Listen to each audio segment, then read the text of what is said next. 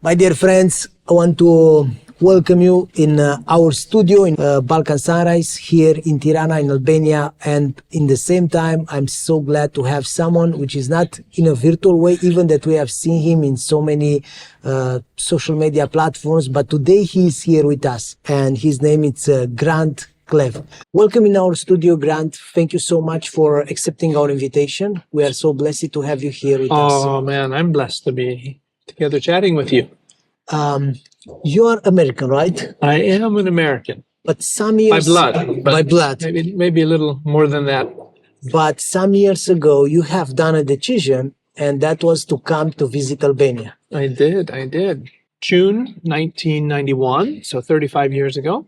And it was, we could say, the best of worlds and the worst of worlds.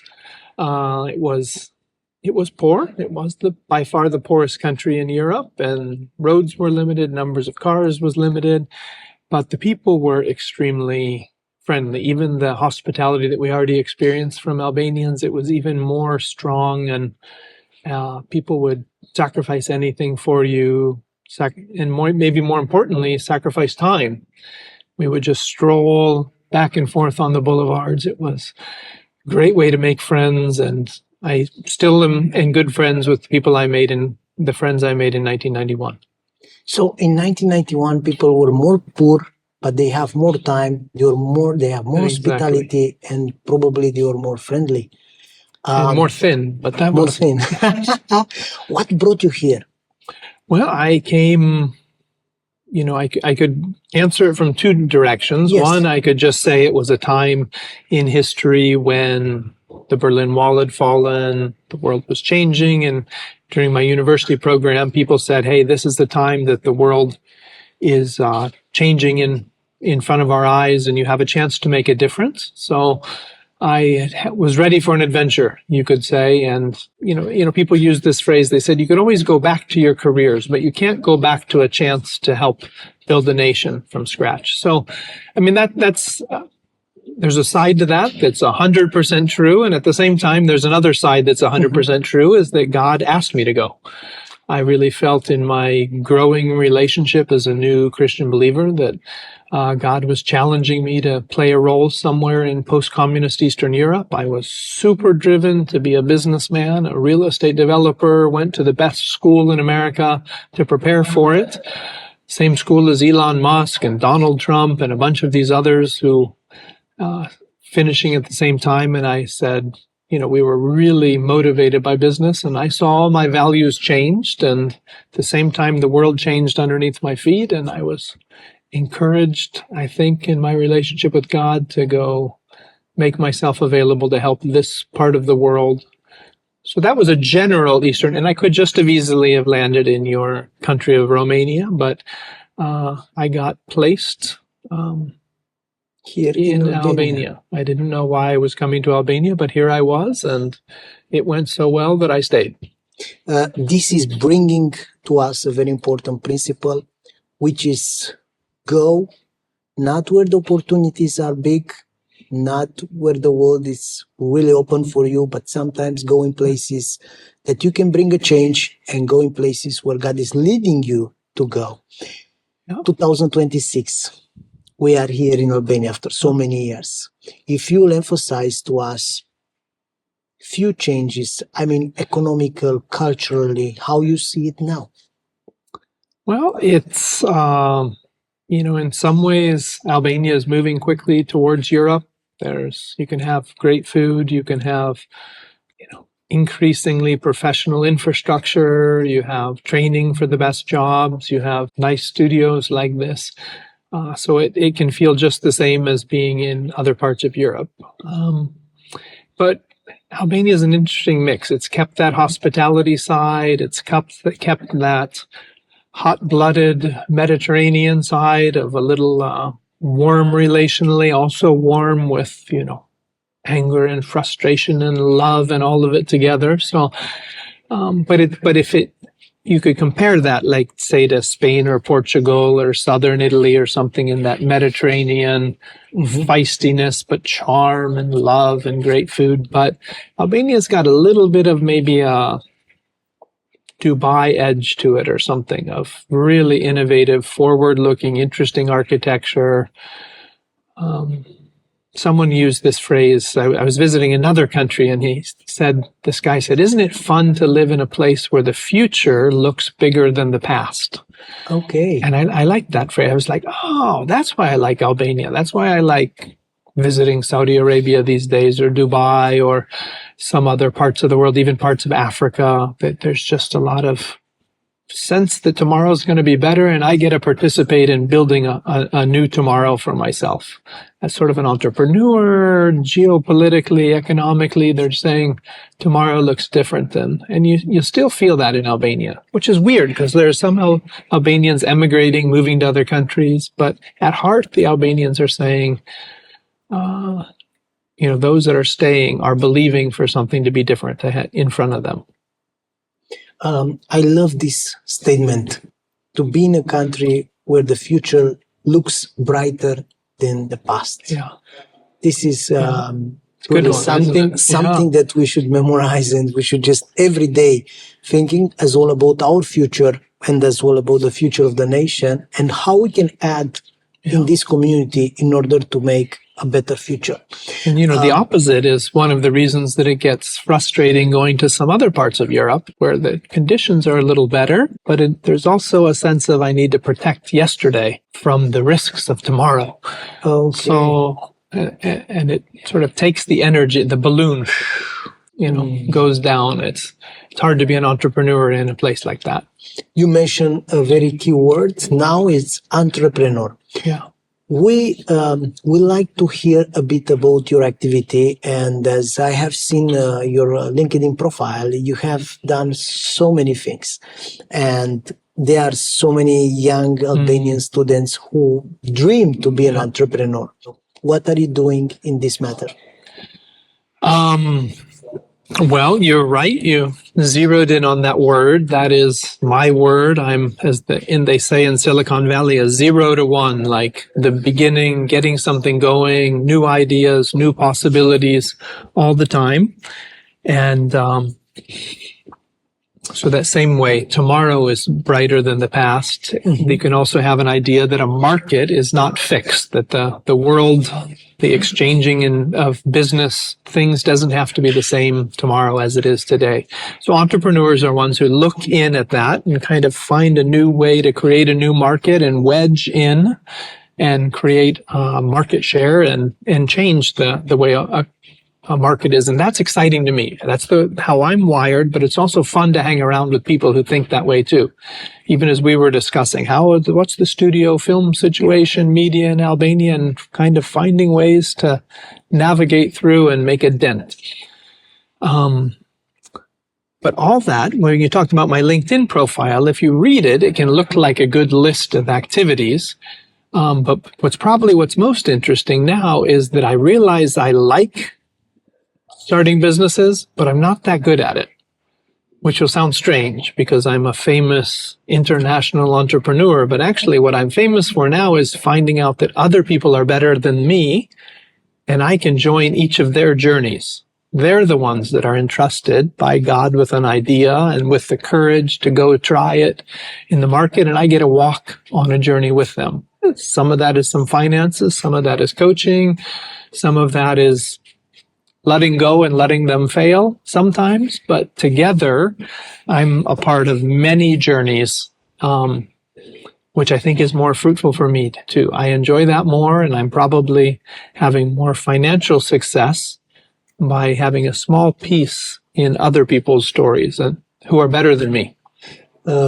So being a mentor, being an encouragement, and as well helping the young people to navigate through some of the challenges. Regarding this, so last year, I was thinking a bit about Albania and the tourism. And I was just praying and I see, what do I need to do now, And then I met one Albanian guy. He said to me, do you know anyone in Romania who wants to come and to explore a bit the possibility of tourism in Albania? And I started to call a couple of people.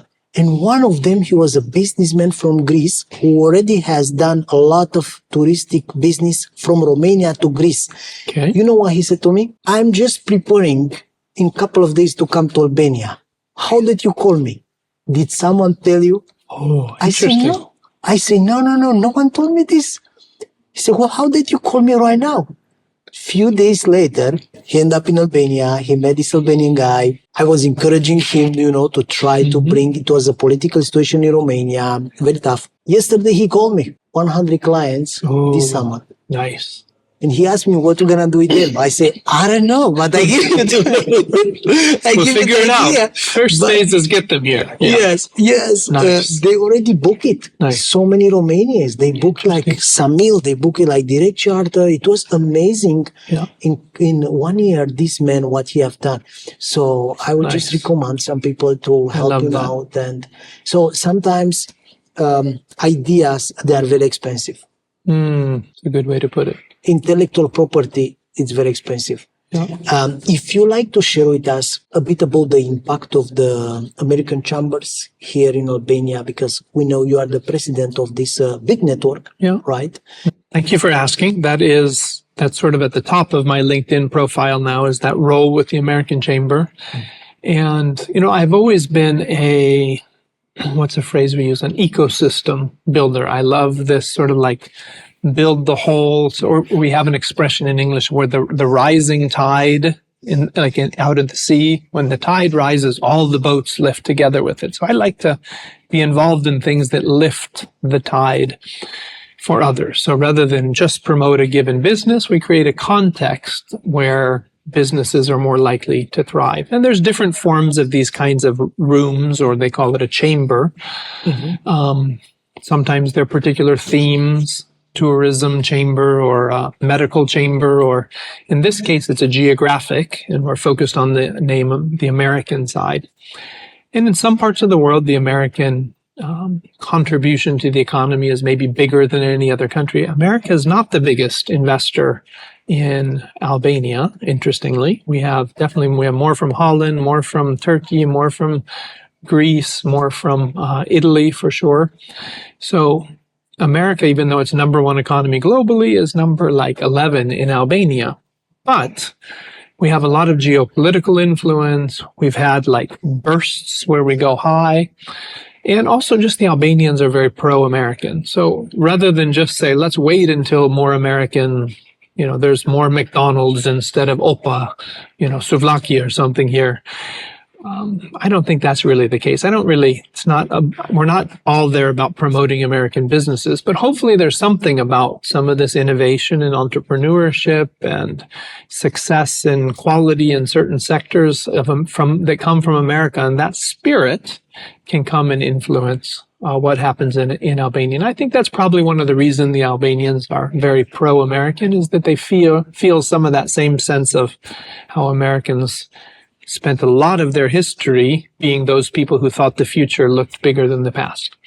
So we are trying to mix that together, some of those American themes with some existing ideas, and then do what we can to help push the government to change in certain directions, to have certain legislation that's more business friendly, to promote Albania to America. I'm going to America next week for that purpose. Sometimes it's promote America to Albania.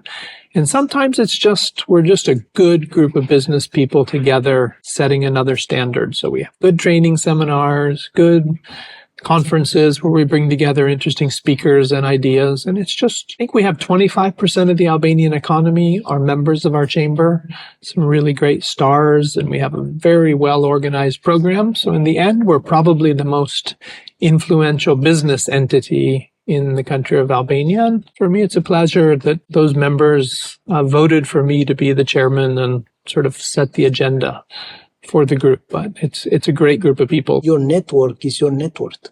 Network is your net worth. That's a good phrase. I like that one. And then the idea of knowledge, of intellectual property. So if you have all these people coming together and learning from each other, that's huge. Yep. Money is very easy to find, right?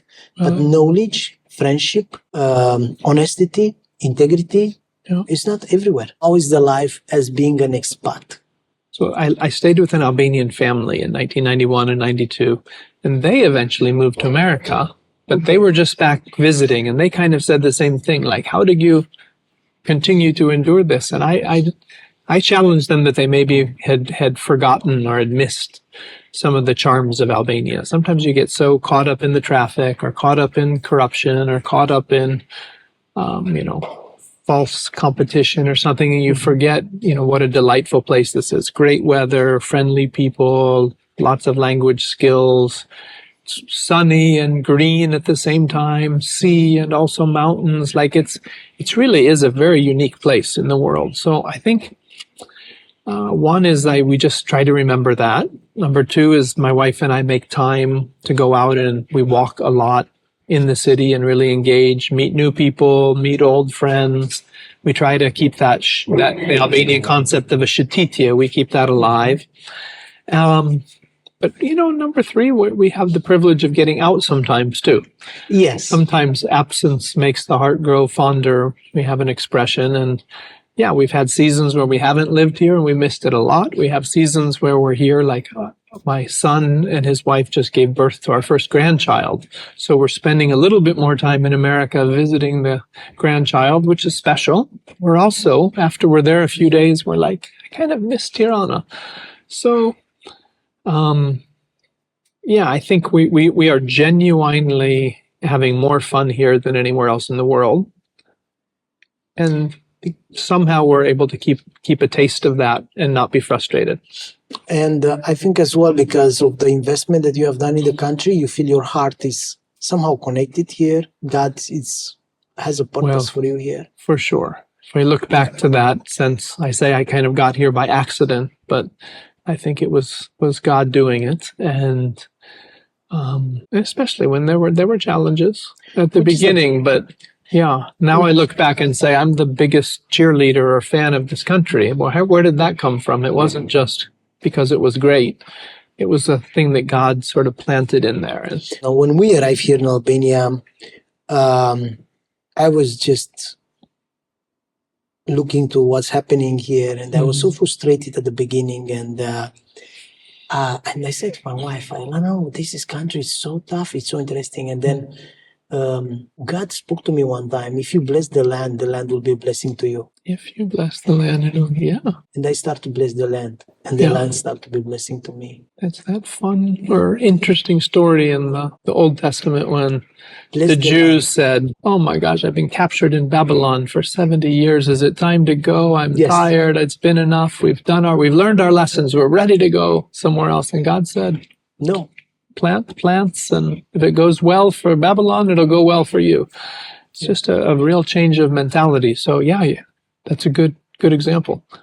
Coming now to investment here in Albania, if you have some advices for young students who are entrepreneurs. In one sense, I'd rather avoid that question, because I think that's part of this idea that I say I like to back other entrepreneurs, is I believe they're the ones out on the terrain sensing the opportunities. And for me, the joy is when somebody comes to me with the idea and I was like, I didn't think about that, but really that's interesting. Let's study it further. And I affirm their idea. I don't want people to follow my ideas, but I would say that there's trends that are going to impact Albania. One is, obviously tourism is a sector and construction are a sector, but where are those, intersecting with each other? What sectors of building, like homes for old people are getting older, people have two careers, how do they take care of their parents? You're asking a specific question. Is there a sector? Well, we don't do that.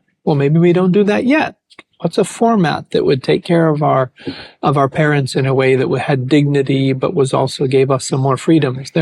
Are there businesses around taking care of older people? I think there's issues of, we're going to have more people here who don't speak Albanian. There's going to be guest workers from other countries. There's going to be more foreigners from the West that just live here because of the lifestyle. And how do we serve them? There's a new set of services there. I think medical, we can sit and get angry that medical and that education are not the way Albanians would want them to be. Many people emigrate because the standard isn't so high. But I would say, well, those are just great opportunities to create a better product. And people are willing to spend for better products. So I think you just have to have some creativity and courage. I would like to see the banking sector fix itself and give more loans for good ideas when they come out. And maybe more investors like myself ready to back some ideas. But for the most part, an economy as dynamic and as growing as Albania should have quite a few empty sectors, not empty, but underserved, where there's really an opportunity for God-given creativity to make a difference. If you say, I want to move to Germany because it's more advanced, well, great. But in Germany, you're going to find 50 people doing the same thing you're talking about doing here, while there might only be 5 competitors here. So there's more of a chance to succeed. So, yeah, and overall positioning, issues of age, older and young people, issues of Albania being at the intersection of Europe and the Middle East. I think there's going to be some interesting business coming from the South and the East that will find Albania as a place that's comfortable here. I think there'll be a lot of guest workers from some other countries further away. There's just not enough Albanians to do everything that needs to be done, especially when Albanians leave. So Albania is going to be a lot of change here. Change leads to opportunities. Okay, that's thank you so much. I know when we spoke a bit about soft skills, you mentioned to me 2 years ago that soft skills and helping people to gain skills, this is some of them very good initiative, and I use that. I use that idea, and that's the way we end up here. Nice, I love that. So, for example, when some young man, he wants to, let's say, to start a business, and he need an investor. It's American Chambers. It's a place that some people can come with a business and they can just give them some trainings or give them some funds to start, or it's not. The chamber itself does not have funds. It's not, yes. So it is a place to get skills and to meet people. If one joins the chamber, they should really participate in lots of training seminars to get better at your job, understand taxes, finance, laws. So it's a great way to increase your capacity to deliver well. But ultimately, you have to deliver it yourself and you have to find your own financing. But I'm part of a number of groups. There's a group, for example, called Karetsu Forum, which is people who have a little extra money, maybe not extra money. They could always find something to do with their money, but they really believe in investing in new startups and entrepreneurship. There's other lending organizations. There's more money out there than people realize. Sort of said earlier that, encourage people to believe that financing is available. If you really have an amazing idea and you get permission to do it, I don't think that money's going to be the first thing that holds you back. There were many things in my life that I wanted to be and didn't happen. But then I find so much peace of accepting what God has intended and designed me to be in His will. So how you combine this faith in your life? Yeah. Well, there'd be probably a lot of things I could say about that. First of all, is just simply saying that I made a decision, a while ago, as I realized that I had myself made a mess of things in my own life and had rejected the moral guidance that I had and was leading a path heading the wrong direction. When I got saved, literally, God pulled me out of a really destructive situation and gave me a new direction. I was immensely grateful. And part of that gratitude is to say, okay, I don't say, thank you, you put me back on a path, dusted me off and said, walk along, now I want to go with my own strength. I said, wait, let's go together. I believe you've brought me here, and I believe you can send me forward. So I really began a life of trying to put God not just first, but give Him sort of the keys or the steering wheel of the direction of my life, which isn't, it sounds spiritual and great and mature of me, but I mean, I'm a very confident person and would be very happy to take the steering wheel myself. Like my wife or friends will say, you're the one who's always taking control. But behind the scenes, when it really comes to direction in life, I've wanted to let God have control. And then as I've gotten into, so you could say, moving to a country like Albania, which was harder at the beginning, but also every time I've had to step out and do something new, a new ministry that I was doing before, a new business I was doing later, I wanted to live a life. So one is I stopped being in control myself. I want to have him direct it, but I also didn't want to live a life of comfort or predictableness where I only do things that I can feel comfortable with. I want to do something that's hard enough that I'm going to need the presence of God to do it. The wisdom of God, the power of the Spirit, the healing of relationships, the insights about how to lead other people. I just want dramatic, supernatural things about where the market is headed or something. I want to do something that's hard enough that it even goes beyond my skill. And I think I've got pretty good skills. I have got pretty good insights, but to do something even beyond that requires faith, that requires God's to show up. So I'm trying to do that myself. And that's part of why I love that entrepreneurship, where I'm around people who are saying, the world could be different than it is now, and I'm going to do a courageous step to get there. And it's that process of being living faith, not just that there's a spiritual side to faith, but, like faith is a bird that's, the mother, pushes it off and it has to jump off a branch and then it learns how to fly, but it might just crash, but it also might fly. Yes. So I want to live a life like that. And I think God challenges us to, and he gives us the power to, in lives that are too comfortable, that no risk. I don't know that that's glorifying to God. That's a beautiful way of saying, and I love it. It's coming to my mind one question right now, and that's going to be the last question.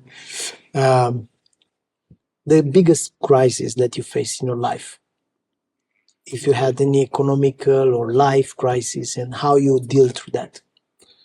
Well, interestingly, the biggest thing was the part that was linked to me coming to a saving faith was that I had one brother. There were only two of us in the family, and the one brother, he died in a car accident. He was 3 years younger than me. So this was in 1988. I said I came here in 1991. Yes. So just in that period, I had gone away to university, to this elite university, and my brother was still behind with the family, and he got in a car accident. And it wasn't just an unfortunate thing that the drivers was drinking too much. They were being aggressive and the driving without with the mind a little bit disoriented, and they fell off a cliff. It was real tragedy. So for me, who was, in this process, I say that I was at this great school driving to become a certain level of success. It not just hurt, like emotionally, but it also just woke me up to say that there might be more to life than just what we can live for today, or what the next achievement we can do, the next award we can win. There's much more to it than that. So, it was tragedy at the same time as it was a reorientation, which made me ask questions, or at least made me start looking up. And as soon as I looked up, I realized that God was looking down, waiting for me to direct myself to him. So deep tragedy and transforming results at the same time. So, wow, that's a very important statement, transformation. So if you are going through something that is challenge your life, maybe there is a moment you should just look up and seek God, pray, and I believe he will give you an answer, and he will bring you peace through everything. Thank you so much. It has been a pleasure to have you here with us, and thank you so much for opening your heart, and thank you so much for as well all this precious advices, and we hope to have you back and have a blessed. It would be a treat. blessed Enjoyed day. the conversation, brother. Thank you. Thanks, everyone.